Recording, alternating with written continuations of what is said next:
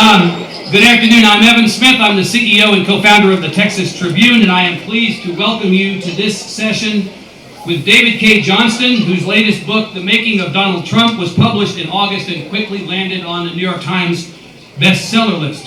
Mr. Johnston began his career as a journalist nearly half a century ago at the San Jose Mercury, and over the years has worked as a reporter at the Detroit Free Press, the Los Angeles Times, the Philadelphia Inquirer, and the New York Times, where he wrote about tax issues for 13 years and where he was awarded the Pulitzer Prize in beat reporting. Sure, give him a hand. Why not?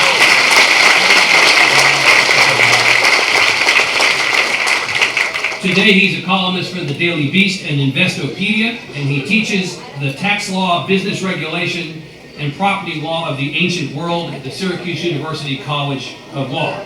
A native of San Francisco, Mr. Johnston has previously published several other books, including Perfectly Legal, The Covert Campaign to Rig Our Tax System and Benefit the Super Rich and Cheat Everybody Else, which was also a New York Times bestseller.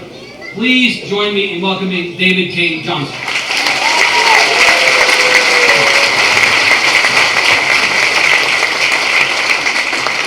Mr. Johnston, good day. Thank you for coming. Just David, and I'm glad all of you people are here. This is wonderful. They are. Really, those of you, I hope it's not raining on you out there. You know, this is a subject that's been on people's minds, kind of, for a little while. And so we have an election in 2 days. Mr. Trump descended that escalator at Trump Tower about 16 and a half months ago. Do we know, after all this time, who this guy really is? Do we understand who he is, regardless of the outcome of the election on Tuesday? Well, if you read my book, you're welcome. But I think most Americans do not at all understand who Donald Trump is. Donald Trump is a master salesman.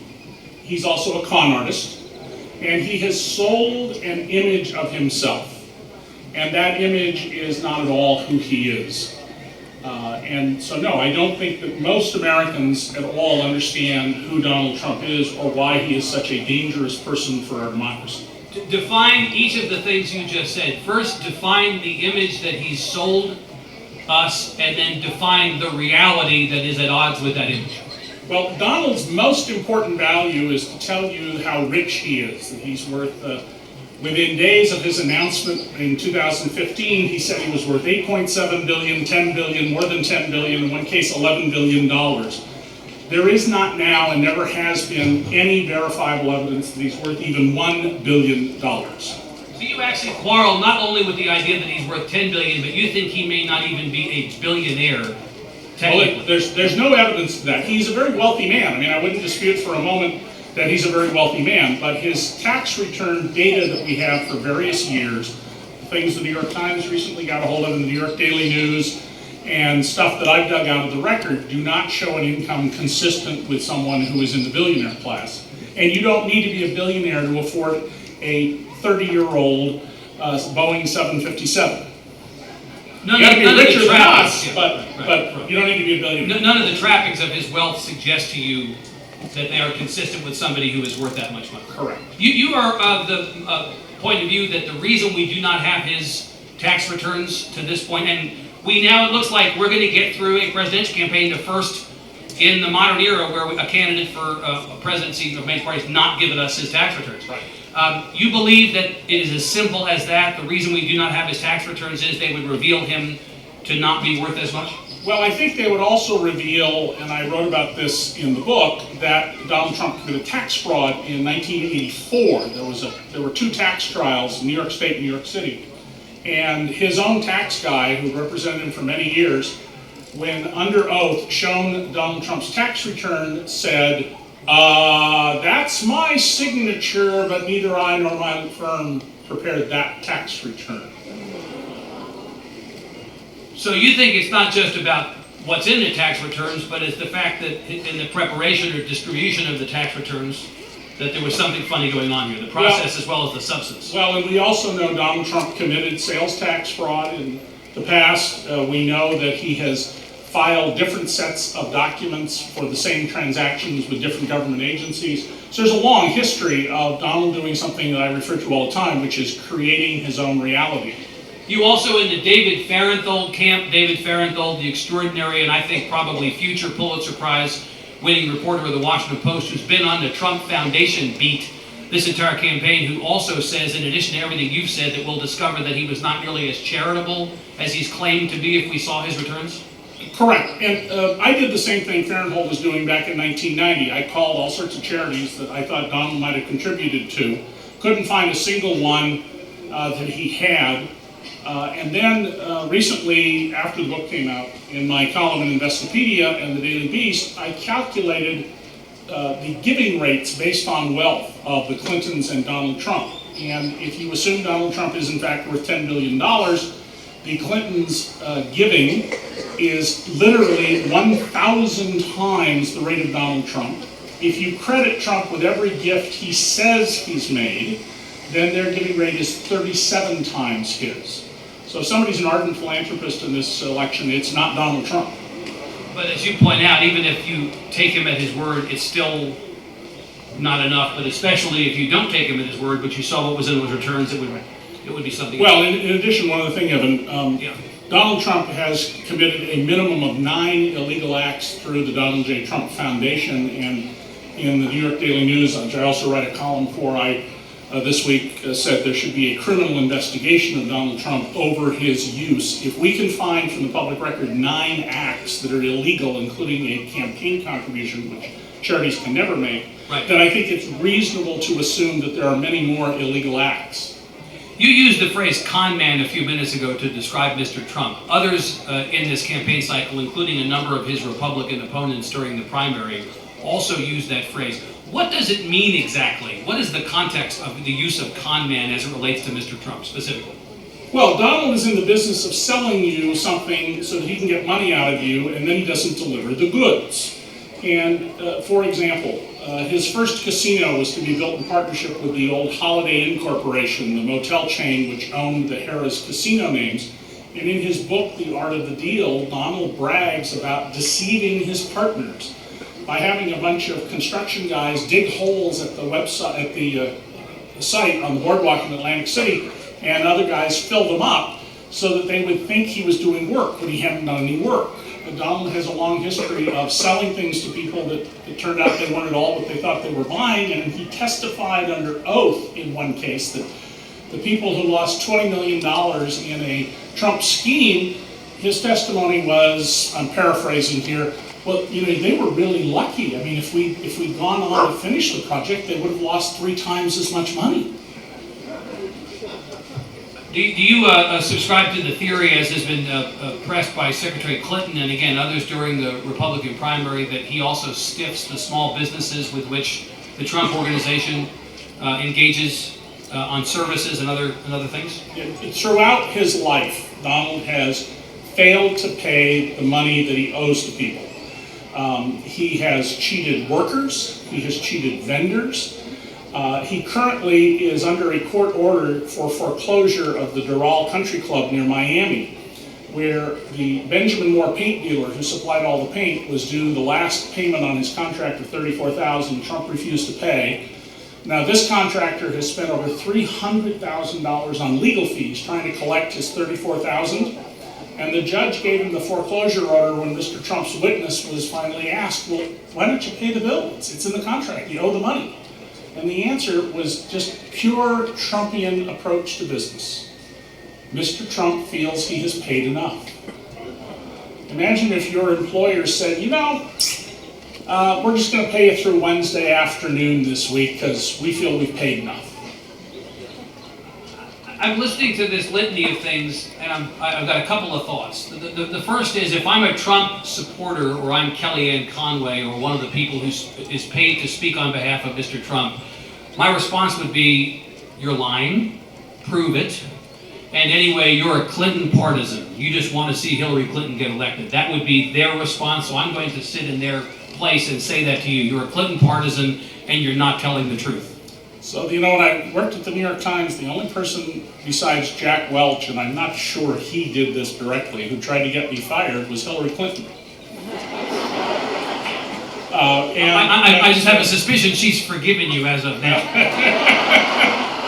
Maybe so. Yeah. First of all, I'm a registered Republican and have been for a long, long time. If we looked that up, we would see that you are a registered Republican up through and including this very day. Yes, that's exactly right.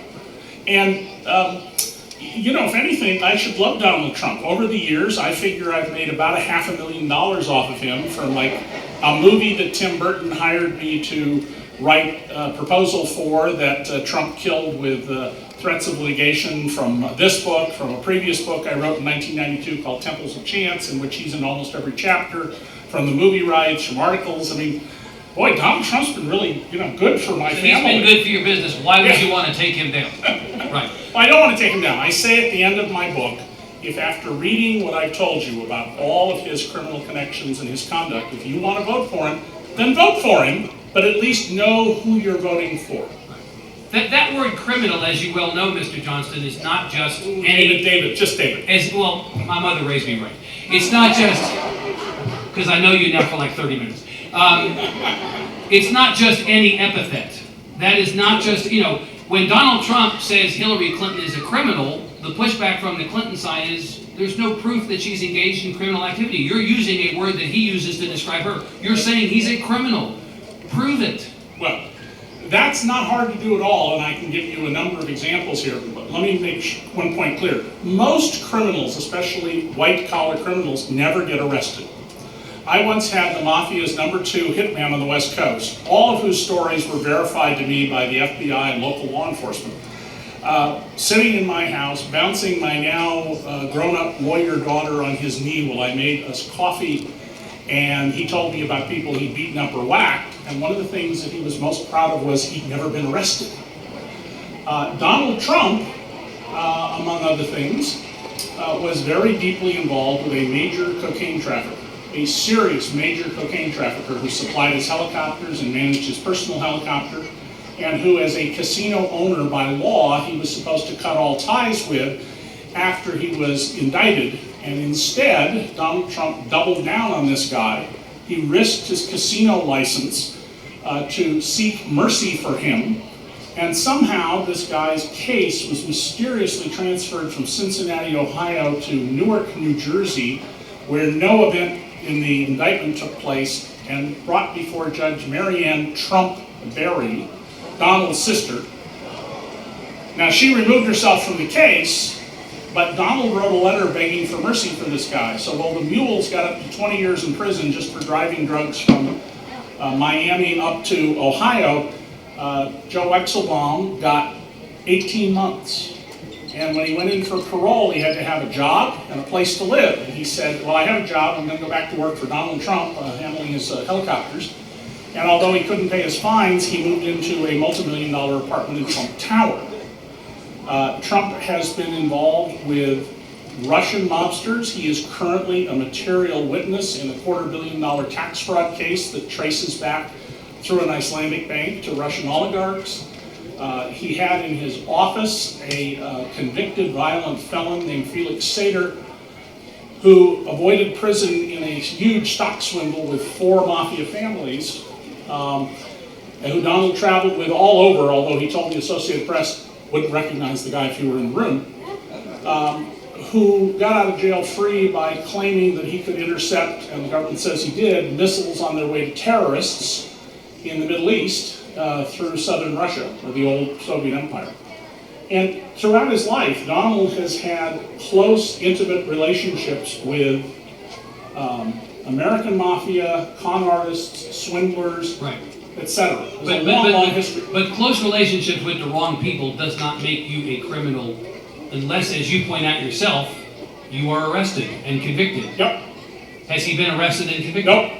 So is he a criminal by the definition of criminal? Well, I think what I said, and I'll correct, if I'm wrong, Evan, I need to correct the record, is his long, deep associations with criminals. Right. Okay, that's interesting. And they certainly are indicative of criminal conduct. Right. You've just enumerated a bill of particulars that at the start of this campaign, if they associated themselves, this bill of particulars, with any other candidate, you'd say no chance in hell this person gets through a primary, no chance in hell this person gets through a general election. Do you not feel like we're through the looking glass a little bit here? Oh, yeah. How is it possible that somebody about whom the things you've just said and many more you've not said can be said is on the verge of being president? Yes, I feel like we're in Alice in Wonderland, but I think there's a larger, deeper, important message here. I actually think that American democracy is in very, very deep trouble. And This is the upbeat part of the conversation? Yes. Okay, I'll get ready for This is the positive moment. All right, great. I mean, the fact is that the three groups of people supporting Donald Trump, people whose religious convictions are absolutist about abortion, many of whom are evangelicals, and people who are flat-out bigots and racists. Not those two groups, but the third group, the largest group, people who are living in economic terror in this country or economic uncertainty, depending on how far up the income chain they are, they have real legitimate grievances. And I wrote a trilogy, Evan mentioned one of the books, Perfectly Legal about taxes, Free Lunch about subsidies for rich people, the fine print about restraint of trade. We've had in Washington now for 35 years government policies that very subtly take money out of your pockets and put them in the pockets of people like Warren Buffett and Donald Trump, who's a major beneficiary of these policies. And the bottom 90% of Americans' average income on their tax returns in 2014, we just got this data a couple of weeks ago, was 1% higher, $328 for the year higher than in 1967, the year I finished high school. Now, if 90% of Americans are essentially no better off today than they were in 1967, then those people have real serious grievances. And both parties... Serious as in legitimate. Legitimate grievances. Legitimate grievances. And many people see Donald Trump as their savior. The con artist part of this is that Donald Trump says, and has said repeatedly, wages are too high. He has a history of cheating workers and small business owners who had to often lay off their employees because he wouldn't pay his bills. So that's where he's a con artist. He's not the champion. But make no mistake, a very large segment of Americans have real, important, legitimate grievances the government needs to address. And maybe we will start to see this. And so your point is that an appeal to economic or existential anxiety, lowercase t, trumps everything else, right? Yes. And so that whatever other things you may say about him, whatever other things you may believe or disbelieve or find offensive about him, all that notwithstanding, economic and existential anxiety are enough for people to go, I'm going to look away from that and I'm going to support this guy. And I'm not going to support it, but I think that it is a good thing that these issues have been so forcefully brought to the front because, as my brother, who's a disabled manual laborer, lives in Oregon, said to me some years ago, he says, well, I'd be a Republican if I hated gays, believed in God, or loved guns. Because what the hell have the Democrats ever done for me? So, that's actually been, on this question of economic anxiety and all that actually has been, I think, a pretty interesting part of the Trump appeal. Leave aside the question of whether he's the right messenger. The message he's been saying to African American communities primarily, but also to Latino communities, that the Democratic Party has, for all practical purposes, taken you for granted for years. Look at the lot you find is your lot now and ask yourself, what do you have to lose trying something else? This actually has a relationship, a through line to the question of non-competitive elections. We have no competitive elections in Texas, so there is legitimately no choice for many non-white communities. But does he have a point, sort of, even if he's the wrong messenger? Well, there's an element of truth in what Trump says. All cons are based on having something that you think or can be persuaded is true. You can't sell somebody something that's totally untrue. But for example, Donald, who is a racist, who has a history of discriminating in apartment rentals and employment on a racial basis, and plenty of comments that he's made throughout his life that are as offensive as his comments recently about sexually assaulting women. Donald consistently talks about Black Americans as if every single person in Black America is at the bottom of the income pile. He would not recognize my, until recently, next-door neighbor, a multimillionaire manufacturing facility owner, sole owner of his factories. He wouldn't recognize the doctors and professors and lawyers and judges and business owners who are Black, because to Donald, as a racist, everybody falls, but his underlying argument that yes, the Democrats haven't been taking care of you is true. The idea that Donald Trump would take care of you is, however, absurd. That's the con. Well, what I heard you say about the legitimate, you said serious, and I asked you if legitimate was the right word as well. Legitimate grievances that some in this country may have about their economic anxiety makes me think that on some levels, Bernie Sanders and Donald Trump had more in common in this campaign than with the people they ran against in their parties. They both were running on a campaign that was basically, you're getting screwed. That was the destination. The journey for them was different, but the end point actually is reasonably similar. Well, they have one other point that they were similar about, Evan, that I didn't know until I was invited to speak 2 weeks in a row to two groups of liberal Democrats in Congress. And it turns out that Bernie is regarded by his peers in Congress as somebody who's completely incompetent to manage anything. They like what he says, but they hold him in very low regard, and they say he breaks his word and doesn't do what he's supposed to do and berates people. And that's Donald Trump, too. This question of Donald Trump's racism, it has become commonplace for people to say, in kind of a casual way, Donald Trump is a racist. Prove it. Last night on Saturday Night Live, the Hillary Clinton character was making a joke about Mark Burnett sitting on a tape of The Apprentice in which everybody knows he used the N-word, right? I mean, this has become almost a trope at this point. Well, something's going to come out that's going to prove what we assume to be the case, that Donald Trump is a full-on racist. But to this point, people have said it. I'm just wondering if you can prove it. I'll give you a couple of good examples of this. Donald Trump and his father were sued by the federal government for housing discrimination, where they sent in teams of people, an individual or a couple who were qualified to rent Trump apartments. And if they were rejected because they were black or Puerto Rican, they would then send in a white person or couple with the exact same finances. And these people would be told, oh, we have all these lovely apartments that are vacant and available for you to see. And after Trump settled that case, claiming, by the way, that the government was trying to force people on welfare into his buildings, as soon as the order that he had to comply with the law, which he did, ended, they went right back to discriminating. He was fined by the state of New Jersey for discriminating against black, Asian, and women employees. His former casino president, Jack O'Donnell, said, and other people, when I was covering Atlantic City for the Philadelphia Inquirer back in those days, said similar things. That Donald once said, I don't want black guys touching my money. He had a black accountant at one of the casinos. I want short guys who wear yarmulkes. Trump's own statements where he attacks people based on the color of their skin or their religion are bigotry. And, I don't think you have to hang somebody or shoot them to be a racist. If your policies in renting housing, hiring people, promoting people, your policies that you would propose as President of the United States, like banning returning American soldiers if they're Muslims from entering the country, that's racism. That's bigotry.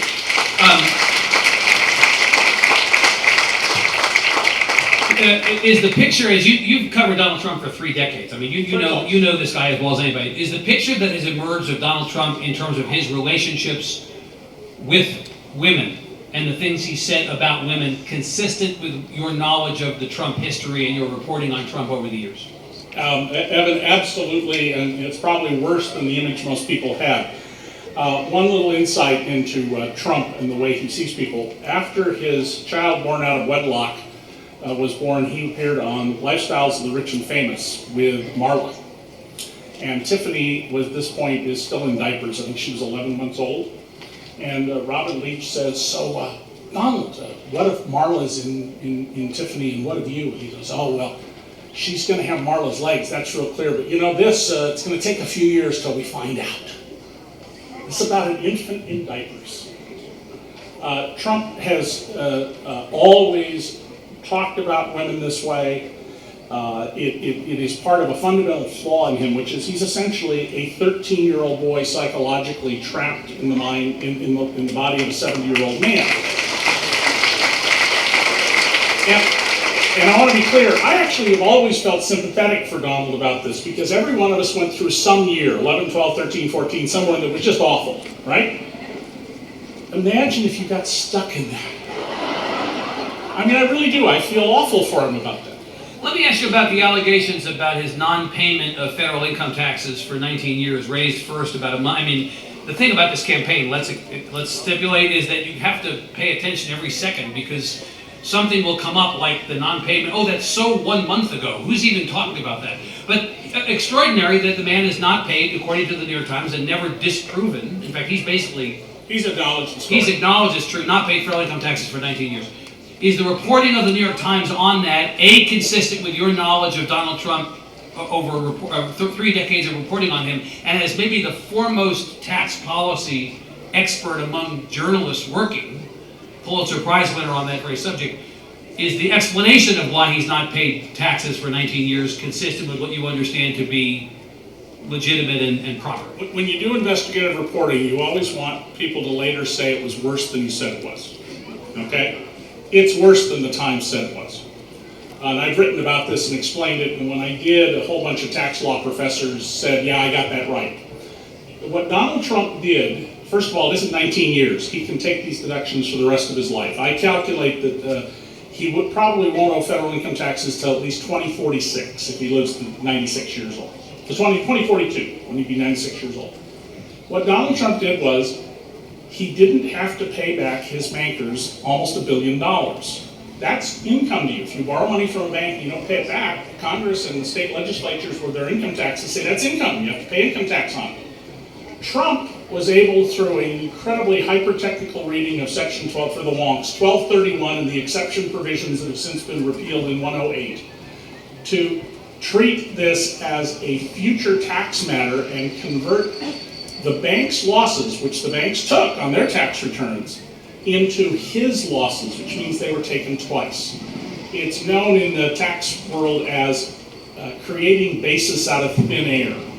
And I don't know, if we're lucky, Professor Cay Johnston, who's a great expert at the University of Texas, might be in the audience, because he's written about this as well. But Donald basically, we got a double deduction against federal income of almost $1 billion.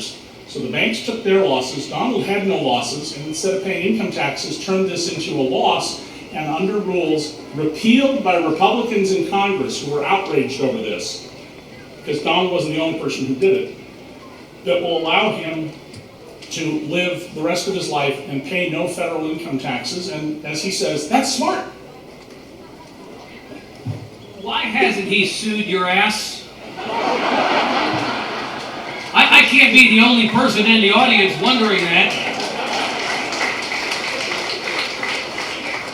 Well, Donald's threatened to sue me for years, and he's threatened to sue everybody in sight, which is one of the reasons a lot of news organizations, I believe, not the very biggest ones, but a lot of news organizations haven't covered him. If he sues me, he sues me. I mean, that's part of the business, you know. It's just like firemen run towards burning buildings, somebody who actually ran into a burning building once, and I'm much more worried if he gets elected. Are you sympathetic, though, I mean, in all sincerity, David, because he's threatened to sue the New York Times, he's threatened to sue the women who accused him of groping them, he's threatened to sue, to the best of my knowledge, he's never made good on any of those threats. And well, he did kill the NFL with a lawsuit, the USFL. But one suspicion that comes up at times like this is the reason he's not suing is because he'd have to go through discovery. Yeah. And truth is a defense, and so he knows he can't sue because he would demonstrate in the course of suing that everything said about him that he objects to is materially true.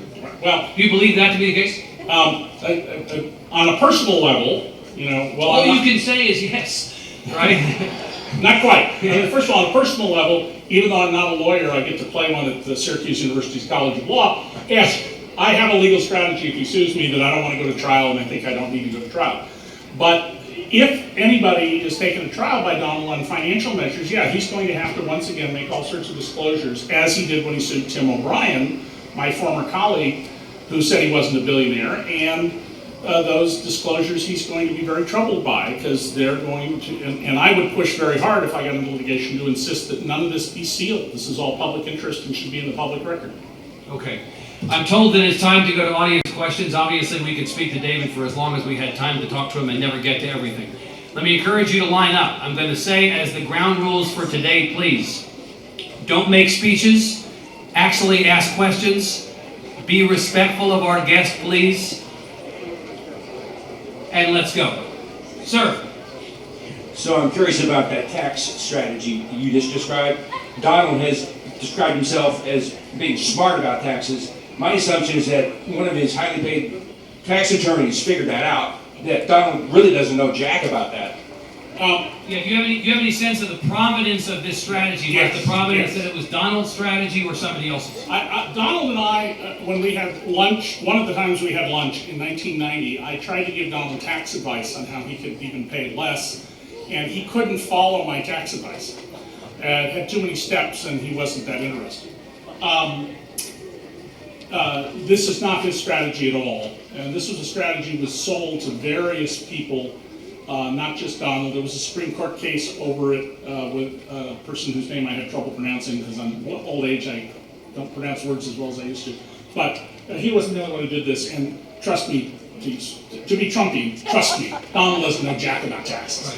Are the people who were involved in his tax strategy, whether it was the preparation of his returns, in the case of his accountant in Florida, who the New York Times got to talk to them, or anybody else? You have to talk to me first. Well, all right, peace. I gave him his phone number. Anybody else advising Trump on this, are they bound by any kind of agreement with him that would preclude them? I was wondering, didn't the accountant in Florida sign one of Donald Trump's famous lifetime non-disclosure agreements? How was he able to talk to You them? mean the ones volunteers for the campaign signed promising to never criticize Trump? Lifetime. Lifetime.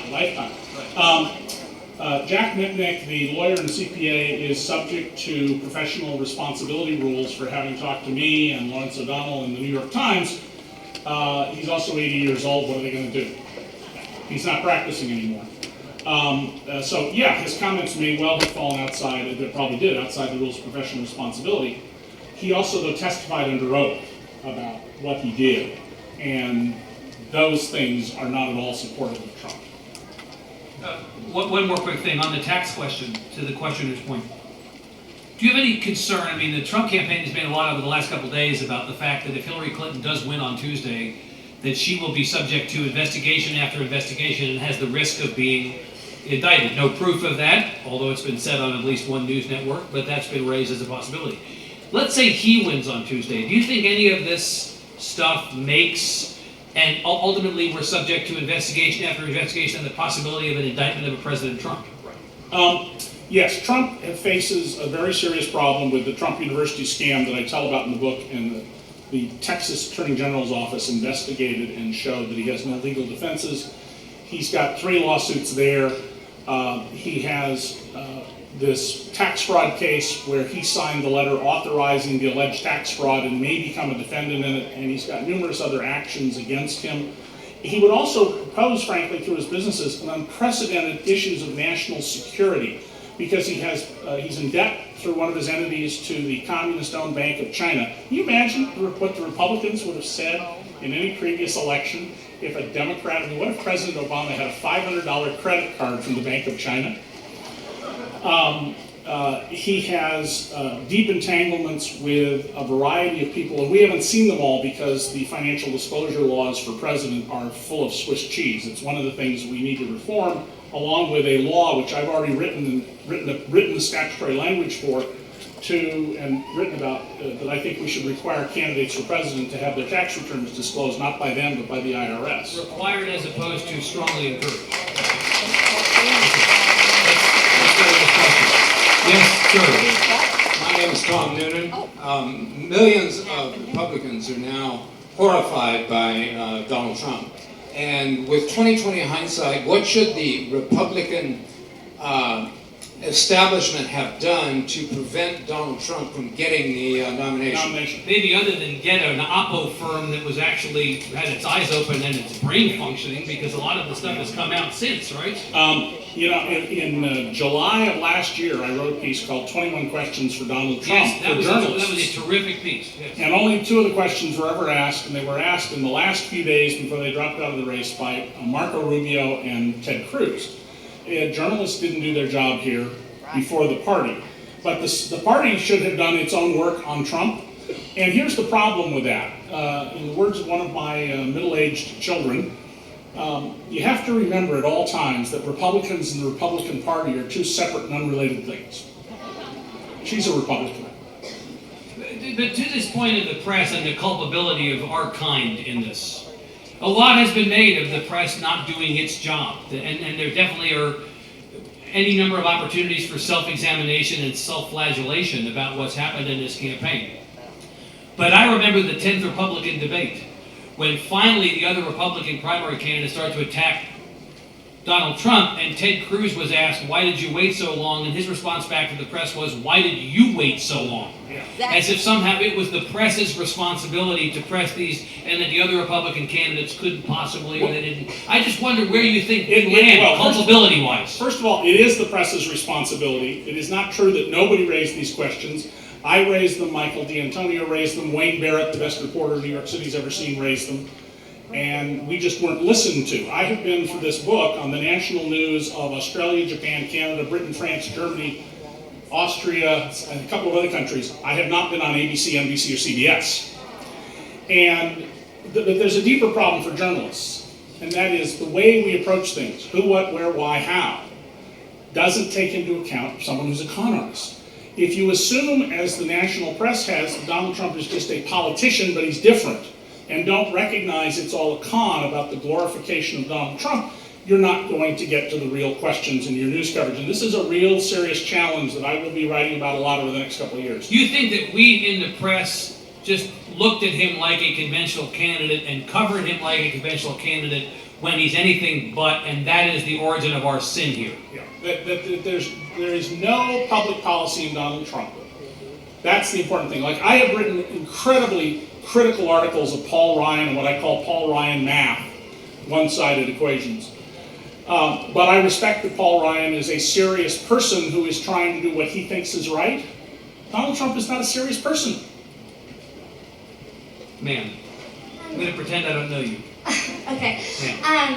So supporters of Trump frequently say that he's a successful businessman, why he's benevolently running for president.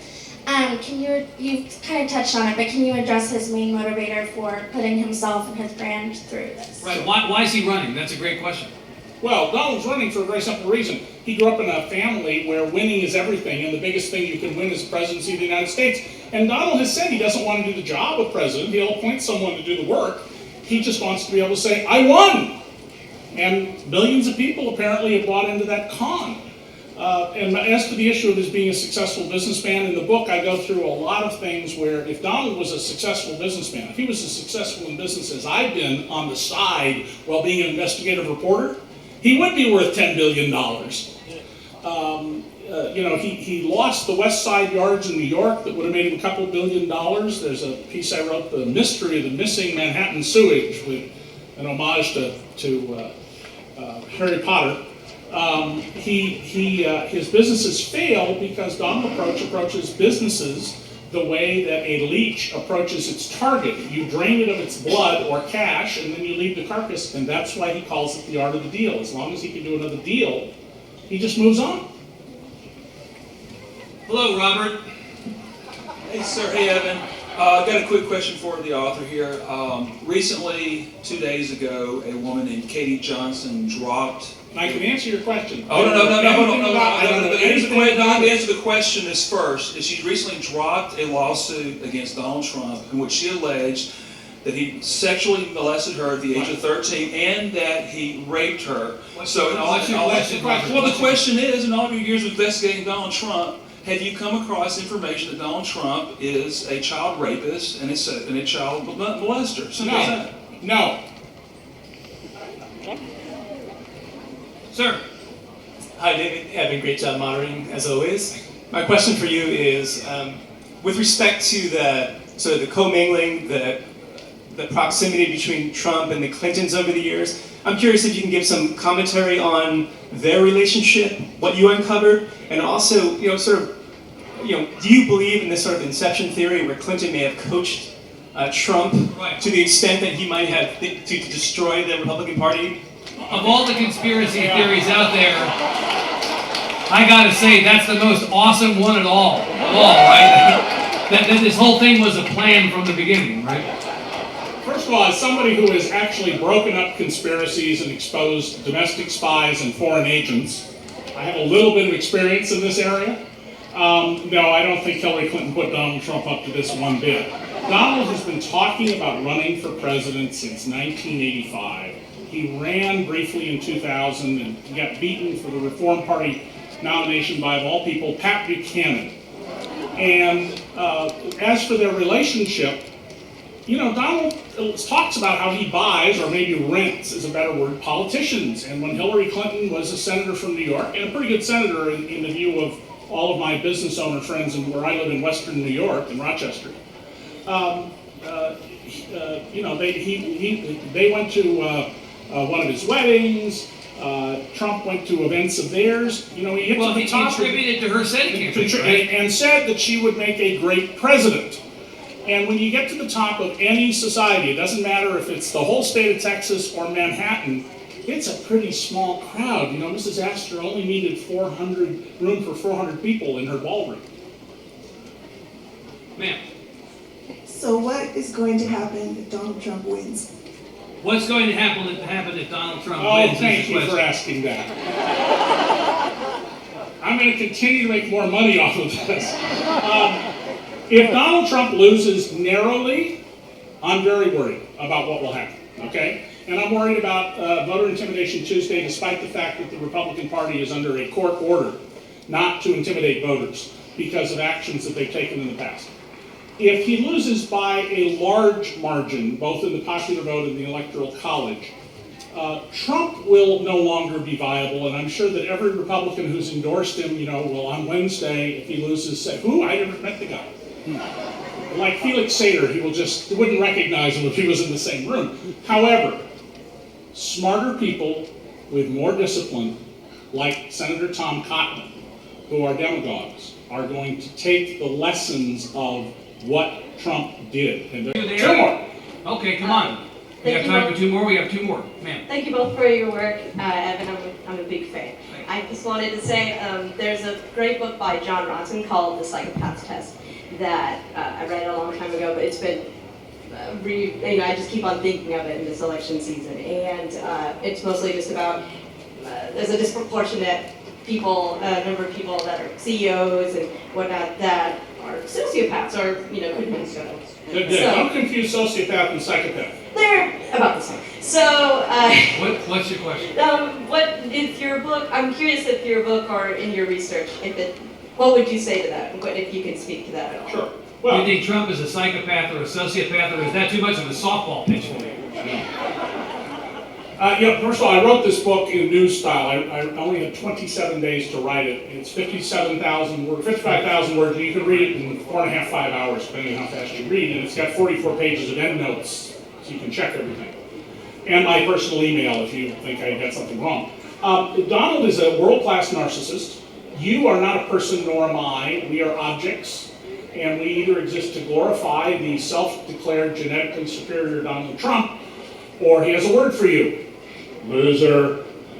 Donald pretty much fits the description of a sociopath, not a psychopath. He has no empathy for other people, and you saw that most powerfully on display when he was asked by George Stephanopoulos about the Khan family, Khizr Khan, their son, a United States military officer who was killed in combat because of an IED. And Donald could not express any sympathy for them or any understanding of their loss. And he was asked, well, what have you sacrificed? Well, I built this business in these buildings.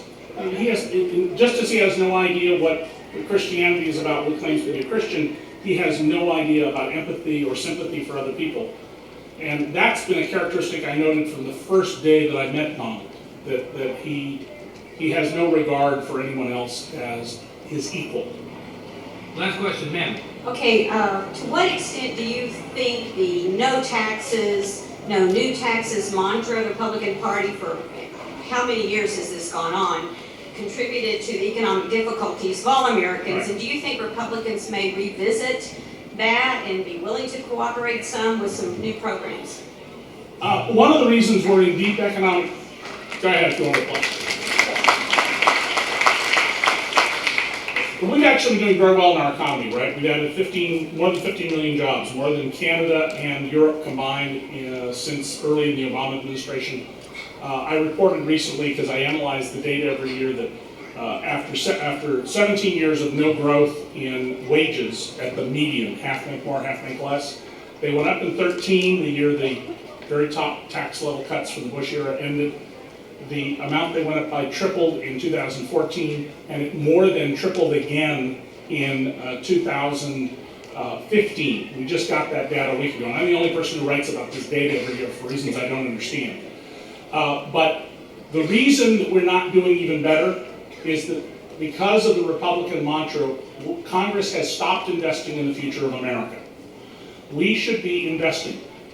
Private wealth is built on a foundation of commonwealth goods and services, education, basic science, which companies don't pay for, governments do, infrastructure.